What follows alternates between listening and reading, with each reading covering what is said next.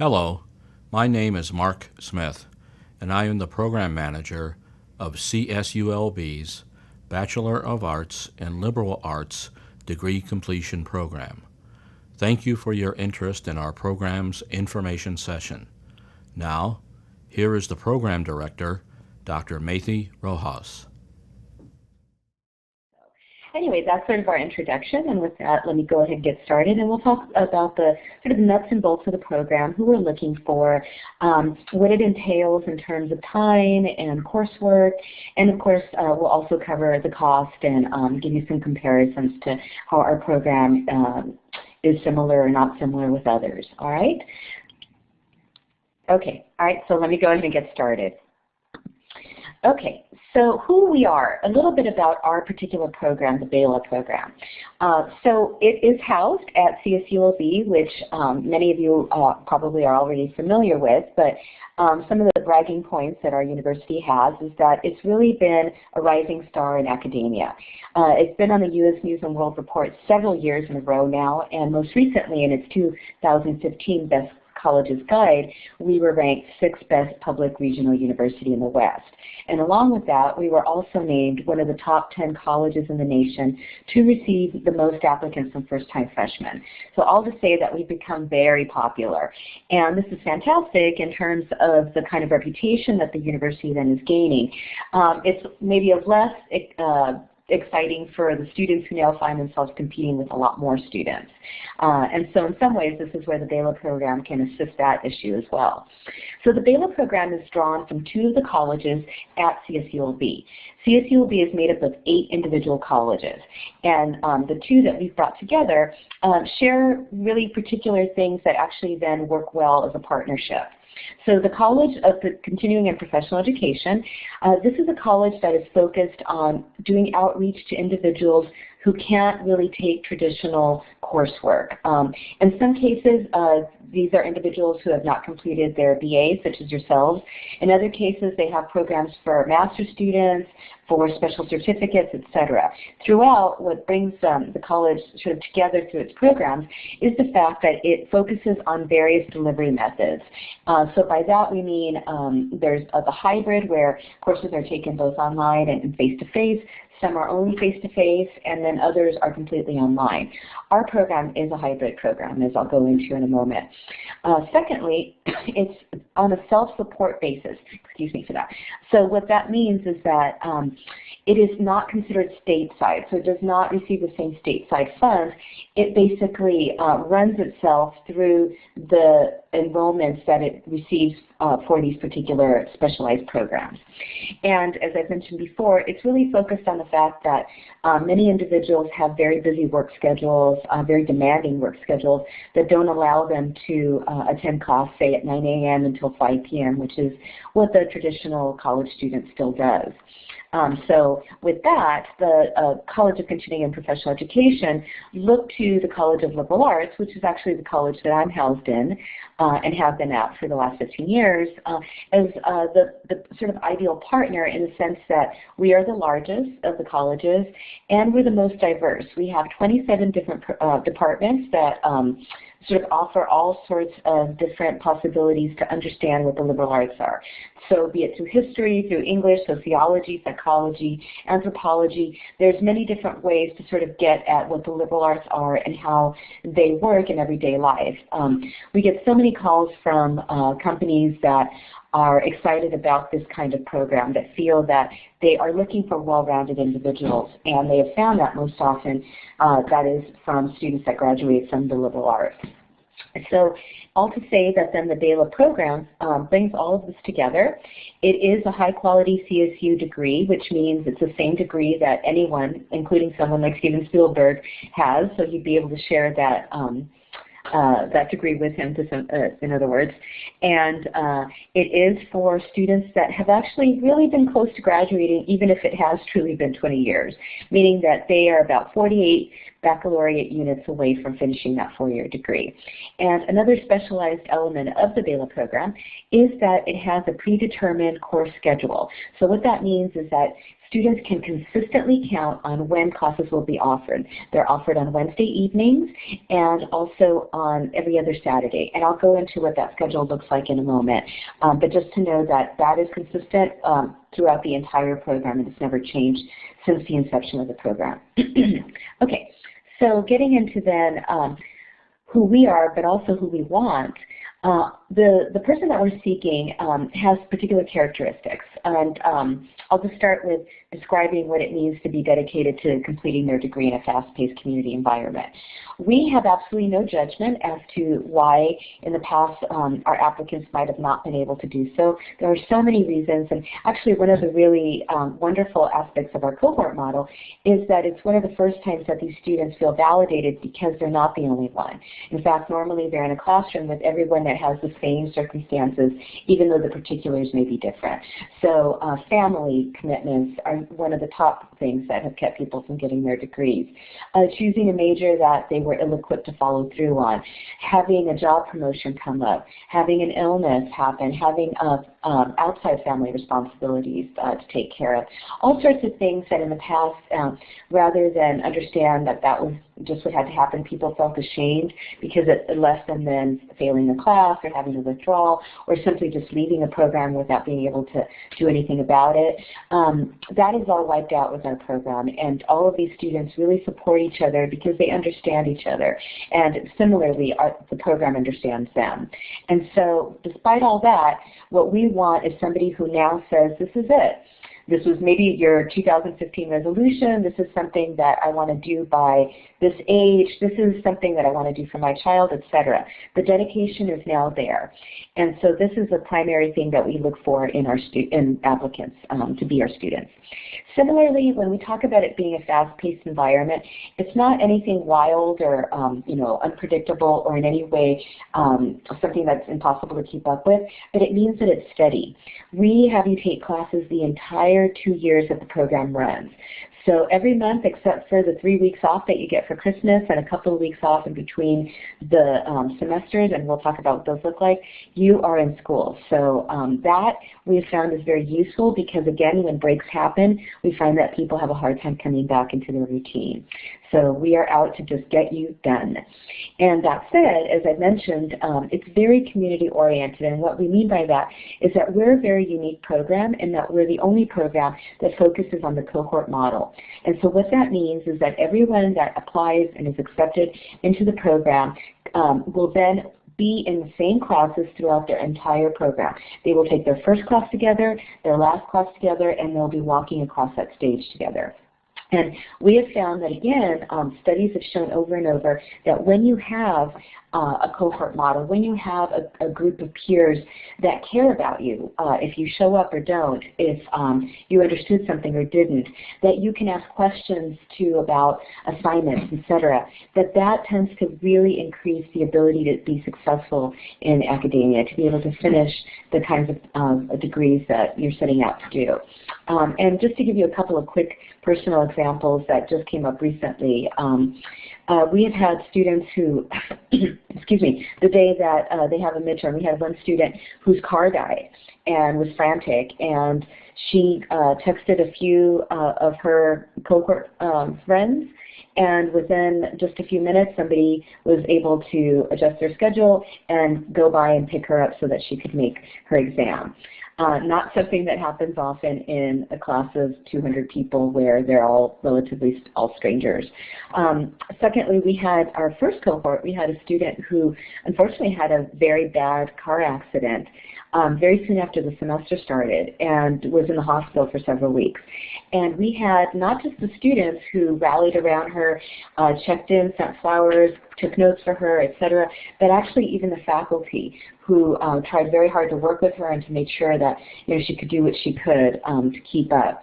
And so that kind of commitment and that kind of care is something that we really pride ourselves in the program about. It is something that very much sets us apart, and it's something that we're very determined to keep centered in the program.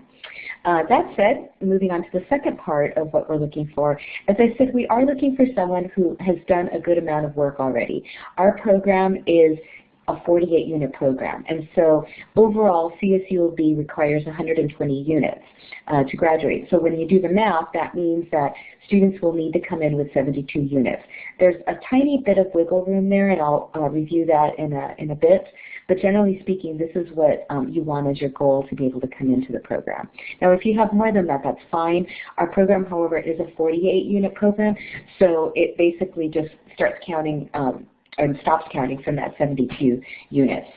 And lastly, when we describe wanting someone who's academically ready, what we mean by that is that these are individuals who understand the responsibilities of getting a college education.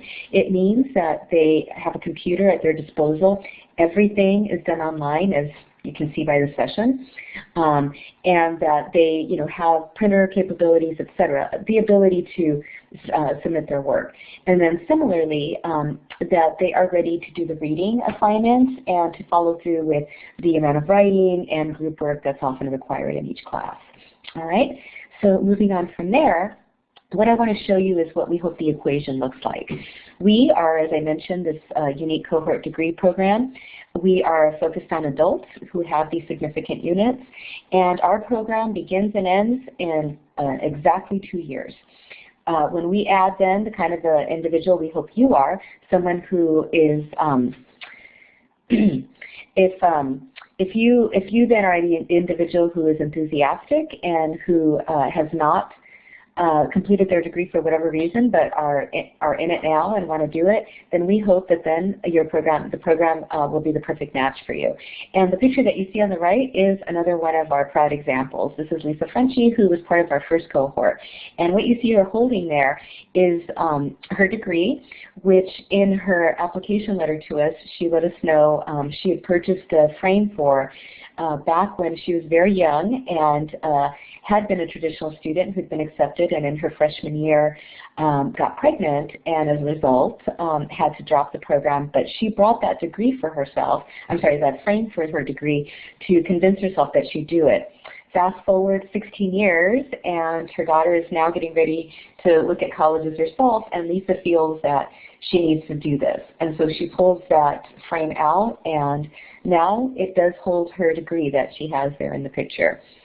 So I really hope that this is something that can encourage all of you, regardless if our program is right for you or not, that this image of Lisa is one that is so similar to so many people out there that are so close to finishing but haven't. So, okay, a little bit about then what the program will look like overall. As I mentioned, 120 units is what CSULB requires of all its students in order to graduate them. And so for our Bachelor students, what that means is that you will complete the 48 units that would make up the major in our degree, and then you'll have brought in your GE education degrees, units, and our hope is that these will be previously completed. I'll explain how that may affect it if they're not. And then lastly, all students have to take the GWAR, the Graduate Writing Assessment Requirement. And this is basically a 75-minute exam that's taken during the first semester that you're enrolled in our program, enrolled on campus. All students who transfer in are required to take it. It has well over a 90% pass rate. It's a very simple exam. And if you happen to be a student that's been at CSULB before and have already passed it, then of course it doesn't apply to you. But it is a requirement, and if for some reason the student has not completed does not pass this requirement, then there is a class, possibly two, depending on their score, that they would have to take. But again, I can say that in all of our cohorts, I believe we have only had 2 students that have had to take this GWAR requirement. And so it's very rare, but again, we work with them and they are graduated. It did not in any way impede that. Okay, so moving forward, a little bit about what our coursework looks like. So we have students take 2 courses every term, and when I mentioned the semester thing, for us, this every term means you take classes in the fall, and then you do take 1 class in the winter. You come back and then again take the 2 classes in the spring, and then over the summer you also take 2 classes. And this is how we get you out in 2 years flat. Again, the classes are held Wednesday evenings, every Wednesday from 7 to 10 p.m. On the first and the third Wednesday, you would take your first course, and on the second and fourth Wednesday, you would take the other course. Now, on non-consecutive Saturdays, which basically breaks down to every other Saturday, oftentimes the first and the third Saturdays, you take both courses. In the morning, you take your first class from 1 to noon, with breaks in between, of course, and then you break, and then you go to lunch. Oftentimes our cohort goes together to lunch, but folks are free to do what they like. And then you come back in the afternoon and have your second class from 1 to 5, again with breaks in between. And our faculty makes sure to combine lecture with group activity, with film, and all sorts of different things so that you're not just sitting in your seat for 8 hours that day. But it is a full day. All right, and then the classes are then drawn from 3 different areas. As you can see, oral and written communication is pretty straightforward. These are very important skills that all employers want and that the liberal arts really highlights, and so we make sure to have you take courses from that. Secondly, from our Area 2, we really understand that we live in a globalized world, and that means that even though there may be nation boundaries, they're only in some ways they're imaginary, because our country deals with many other countries, on a regular basis, and that means our employers as companies do as well. And so we want to train our students to be able to be adept at that. And as a result, we really try to focus on creating a global citizen. And so we try to impart knowledge that can come at you from different disciplines and allow you to think about it as a consequence from different perspectives. And as you'll see with Area 3, we even highlight that further by focusing on different cultures, different value systems, and different beliefs.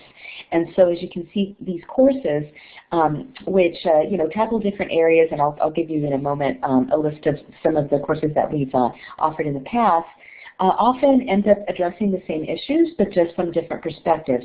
So for example, say a legislative system is examined from an anthropological perspective and as well from a political science perspective.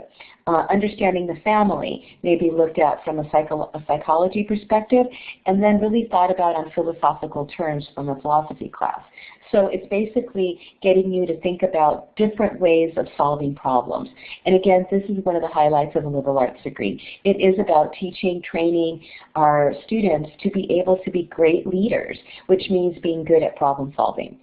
And then the last class you'll see below, you take this in your very last semester, and it is a portfolio class, and you actually take this class with me. And it's kind of what it sounds like. Throughout each of the classes that you take, you'll be responsible for accumulating the paperwork that you do in that class. So be that written essay assignments, presentations, handouts that you create, exams that you take, etc. And so then when you take the portfolio class, you will go through all of this paperwork and you'll pull out from each class highlights that really demonstrate how you gained knowledge in that class, like what really spoke to you. As we know, not all students learn the same. And then once you've done that, you'll be putting them into a binder and you'll be attaching to that an essay that you'll be working on throughout the entire semester. It's 12 pages that highlights and explains what these materials are, how they've informed you, how they've challenged you, changed you, etc. And in addition, you'll be able to talk about what a liberal arts degree means to you. Now, this is not just an exercise. The way that we pursue this, this assignment is to think of it as ways that then you can cut and paste and literally lift sections of that into cover letters for future employment opportunities, in reports where you describe the kind of education that you got and how it applies to what you want to do currently in your job place. In interviews that you might have, you're able to then look at this as a kind of script. So we're always really aware that we want to create an education that allows you to really reinforce and strengthen your work skills. All right. Okay, so moving forward, just a few more slides. Just want to break down what the 72 units that we are asking for should look like. So I mentioned before they should be baccalaureate level. What that means is they should be classes that exist on our campus, that are college classes. So even though, for example, students may have taken classes in, say, real estate, which are very popular and very helpful, the university does not offer that sort of degree or that sort of emphasis. So those would not be considered baccalaureate. And there's a very simple way if you're not sure how to assess this. One is to certainly go to that website that's listed there and is in the paperwork that you receive. Excuse me, or another option that we strongly suggest you follow is that you send us your transcript. We are very fortunate, and again, this is a big coup that we have that stateside will never be able to provide to its applicants, and that is we have a retired transcript evaluator who worked for enrollment services at CSULB on the state side, who we now hire privately to do an informal, unofficial review of your transcript. And with 33 years experience, she really is able to tell you up front, you're going to get, you have an excellent chance of being accepted, there's nothing wrong, everything looks good, or hey, it's not likely you're going to be able to get into this program, you're missing this and this requirement, you don't have enough units, this is an issue, etc. And so this is a service that we provide absolutely free, and all it requires is for you to scan your transcripts. Again, they don't have to be official, so they don't need any stamp or anything of that nature, and then you just send them to us and ask that we review them, and we send you back a report that very clearly indicates that. And it's actually done fairly quickly, so it's a great option, and I really encourage you, if you're at all considering the program, to absolutely do it. Okay, now in terms of what those 72 units also require is that 30 of them should go toward your GE requirements, and 12 of them must cover these foundational courses. So a course in written communication, one in oral communication, critical thinking, and the one that tends to always stumble people, the mathematics course, the quantitative reasoning. So unfortunately, there's nothing we can do about this. These are units that have to be completed before students are accepted into the program. Now, the one thing that you can have is if you are currently enrolled, if the class is in progress and so you haven't completed it, but you are taking it, that will be accepted.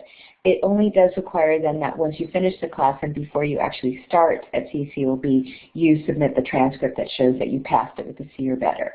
All right. Now, I had said that there was a small caveat regarding the 72 units. So if you are someone who has only taken community college classes, well, community college, in terms of what we accept, maxes out at 70 units. So that leaves a sort of weird 2-unit hanging situation. And so what we've done is agreed that if you fall into this camp and you only have the 70 units, we would recommend, of course, that you try to complete really what ends up usually being a 3-unit class, because very few classes are 2 units, and to get it out of the way before you start the program. However, if you're not able to, then we will assist you in having you make up that class normally at the end of the program, so that you can still graduate on time. All right. Okay, and then moving on. And we're almost getting ready to wrap up, and then I'll take your questions. I want to highlight some of the perks. I've already mentioned the transcript review, which is a big deal. And also I should mention that when you're going through the applicant process, our office has access to all of the steps that you're at, and so we're able to tell you a lot quicker if something's missing or, et cetera. But these are some added perks as well.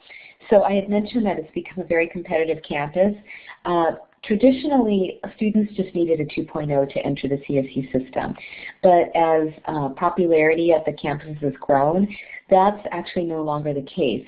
Technically, students need a 2.0, but because they're in competition with so many, and as you see there from the third bullet point, over 81,000 students applied last year. And we're expecting that when the numbers come in this year, they'll look the same, if not higher. And so what that means is our entire campus only houses about 35,000 students. So we had more than double apply to just fill in the positions that are normally reserved for freshmen and some transfers. That means that the competition is fierce. And so what it's done is it's bumped a lot of students out. For us, however, we are not subject to that. We only require the 2.0 that CSU requires. And other than that, you're not in competition with anyone. We just accept a 2.0 flat. So if you have a 3.0, fabulous, you will be accepted with that. And if you are right at the 2.0, you're just as good. You don't compete with each other, and you don't compete with stateside. All right. So then these are some of the classes. I'll just highlight a few there. And these are not the only classes that we offer, and we sort of move them around sort of based on faculty schedules. We try to keep the same faculty who are very loyal to the program and who really understand our student population and work very sympathetically and empathetically with them. In many cases, the faculty disclose their own struggles in completing their degrees, and that's always helpful to students. But these are some of the courses. As you can see, a lot focus on cultural values, beliefs, etc. You can see especially the ones around ethnic studies and women's studies.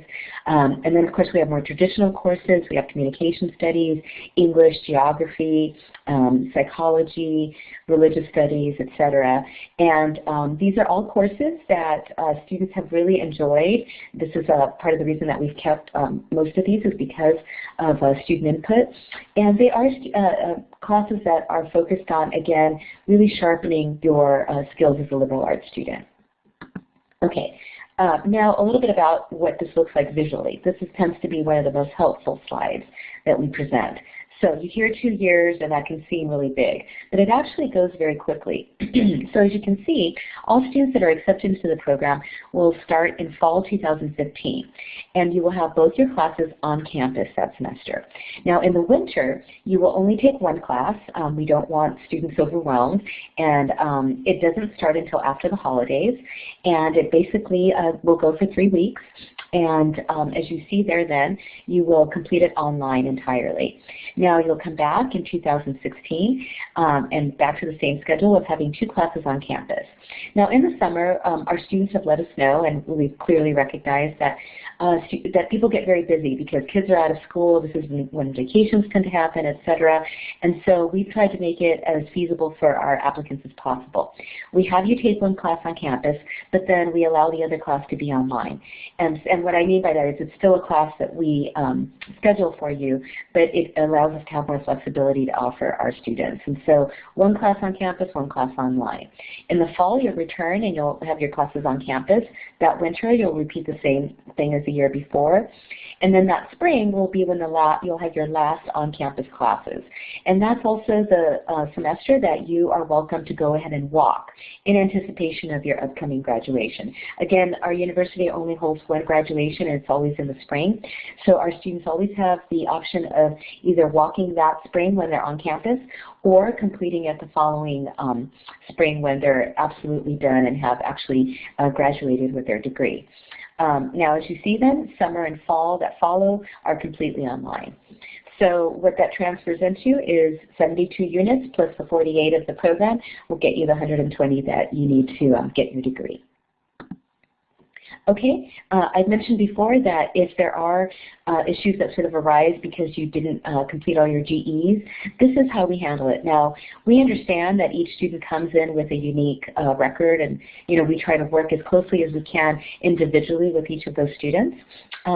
But in terms of the GE requirements, now, if you come in and say you've missed, and this has happened many times, a student has missed a science requirement or an art requirement, and they haven't fulfilled all of their 70 units of community college credit that they can bring in, then they're able to just enroll in a GE class while they're with us and make up those classes at a community college.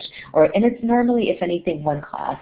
I rarely have a student that has more than 2, and actually I cannot think of a student that's had more than 2 of these classes to make up. The majority, a large majority, have already completed all of these and have nothing else to make up.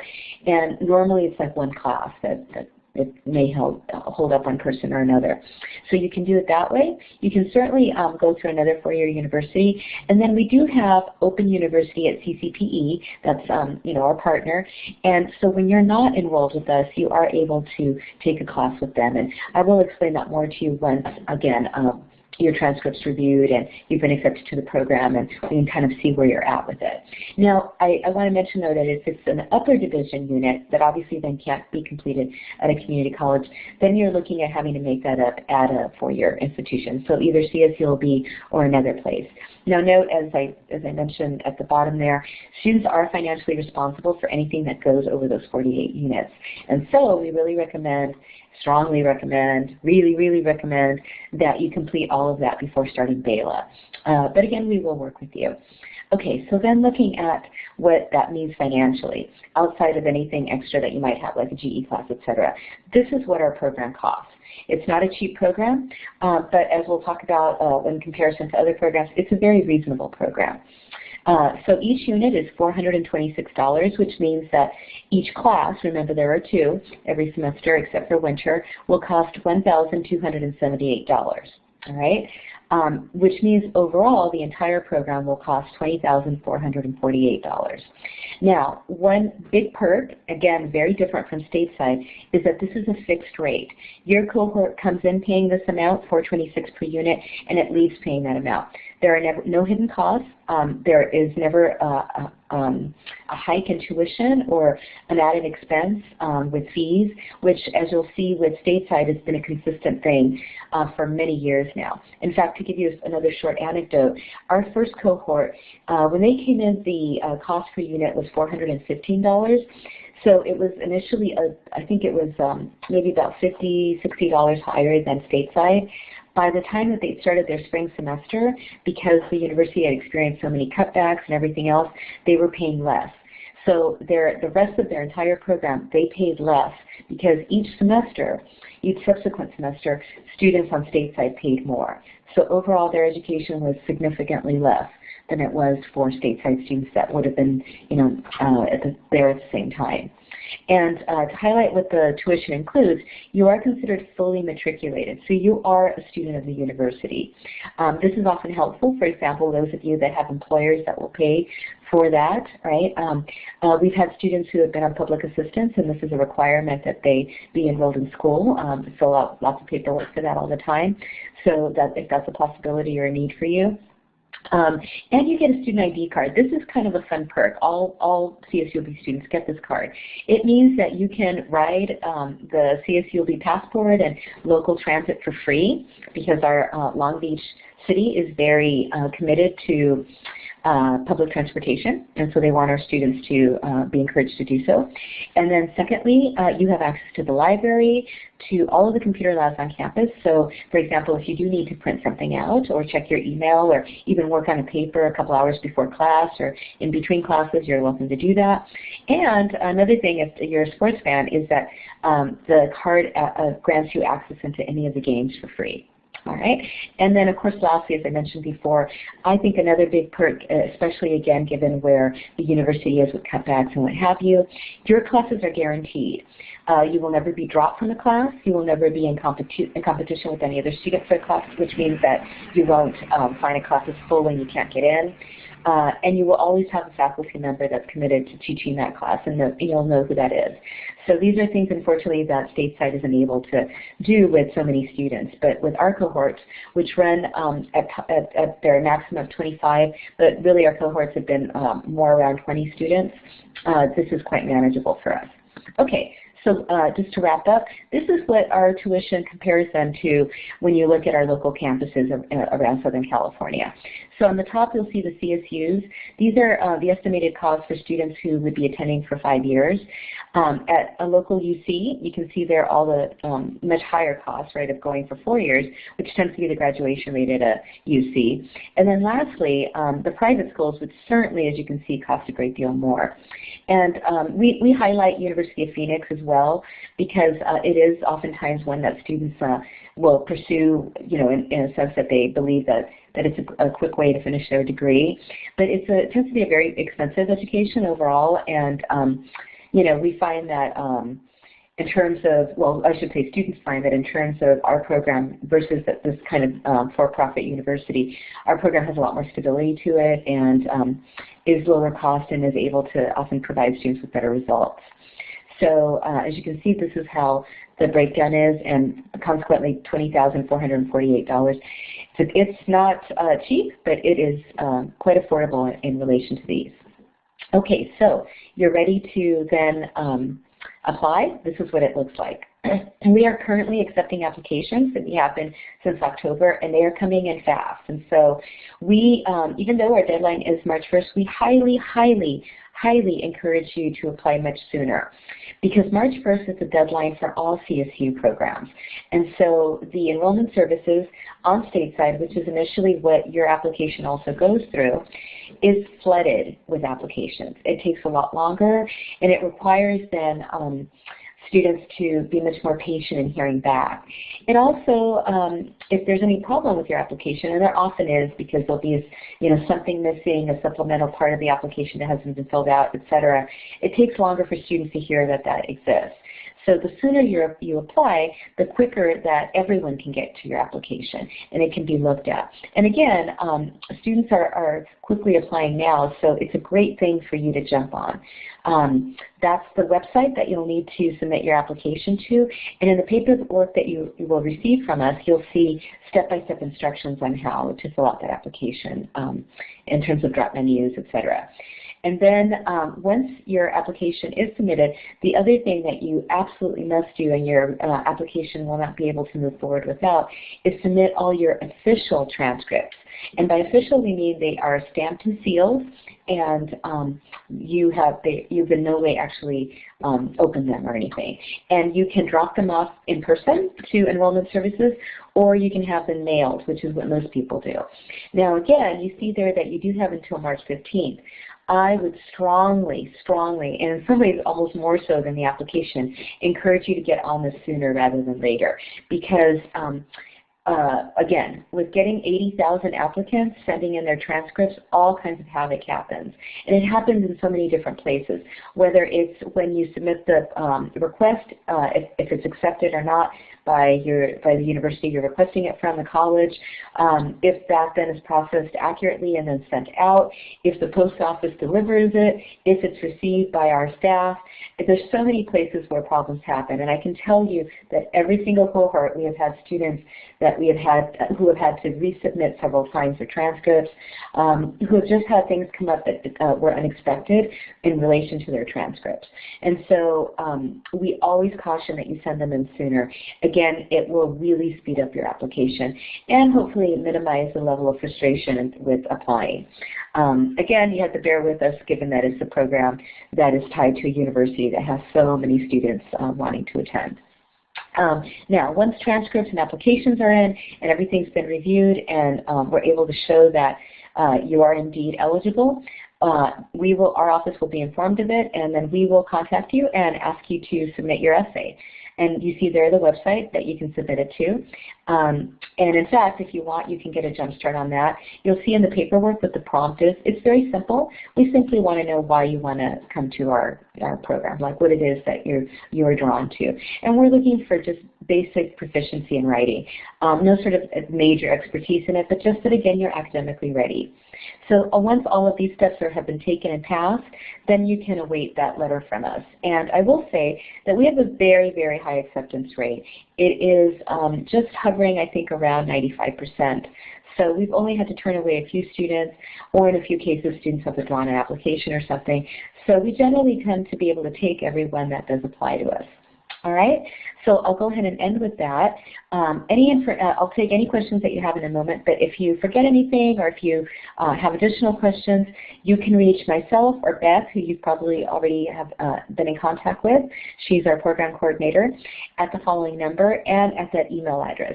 And in terms of those transcripts that I mentioned, if you want to have reviewed, which we highly encourage, this is the email address that you'll need to send them to.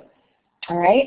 Okay. So thank you for bearing with me. I know it's a lot to hear and to have to sit in for. But with that, I'll go ahead and end. And I'm completely open to hearing any, or I should say, reading, I guess, or hearing if you have your audio, any questions that you might have. So feel free to ask away.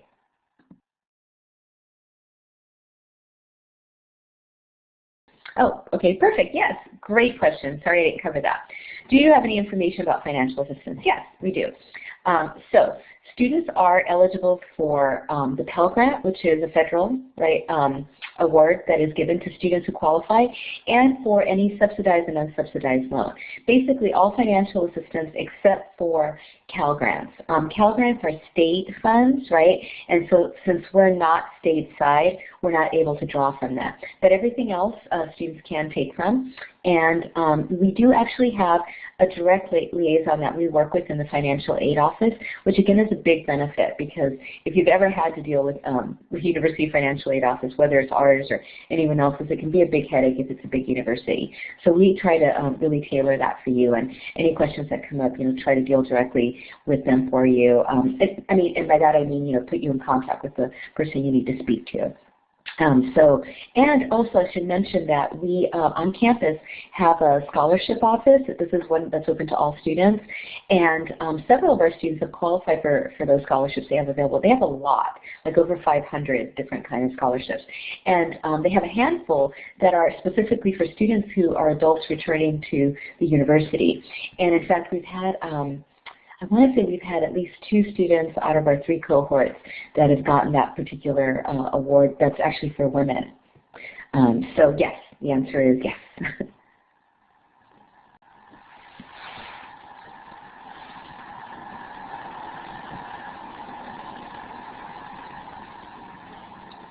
Oh, great, Abby. I'm so glad that you want to submit your transcript. And Sandra, I don't know if you have either yet, but I want to encourage you to do the same.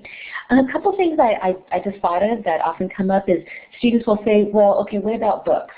And books, of course, are their own cost. But again, faculty really focus on minimizing the cost. And so I would say that on the average, the cost runs anywhere between $25 to about like $80 in cost. It's not an overwhelming amount. It's very reasonable, and in some cases, a lot of information is actually provided through PDFs that are posted online, so it's free. But the costs are minimal in that sense. And then one perk about that is that if you buy your books ahead of time and you let our office know, Beth will actually have those books picked up and delivered to you on the first day of class. That's a big one, because getting through the bookstore the first couple of weeks of school when you're also leaving a job right before class is really hard for a lot of people. So this is a nice perk that we also offer. All right, any other questions that you might have? I'll mention one thing I know often comes up. What do the students look like? So the profile of our students it varies a bit, but to be honest, there's some consistent characteristics. We are predominantly we have more female students than male. We definitely have male students, but there are more women. And I think that sort of makes sense when you think about the fact that family responsibilities, at-home responsibilities, tend to fall on women. And so it makes sense that then they're the ones who postpone their education as a result. Our age range tends to be somewhere between mid-30s to early 50s. I would say a good portion of our students are late 30s and early 40s. We do have some folks that are in their 20s. And I think Reba actually, I think, sees this very proudly. The person from our video, she's our oldest, and that she was in her mid-50s, I believe, mid-50s or late 50s. In any case, so that tends to be, they're all mostly local. Many have attended CSULB or lots of other campuses, but we've had a few that had coursework all the way from Florida or Iowa. So there's some range there. Oh, and I will say the majority do have employment that requires them to kind of figure out how to balance the two. Okay, anything else?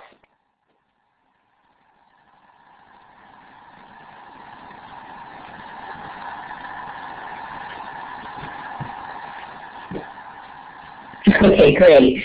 All right, okay then. I will hopefully hear from you. I would love to see you guys join the program. And if not, I just want to encourage you to complete that education. It is such a personal achievement that you can never have taken away from you, and really will ultimately change your life. And so I really encourage you to do with it what you can. And if we can assist in any way, absolutely, please contact us. We love what we do.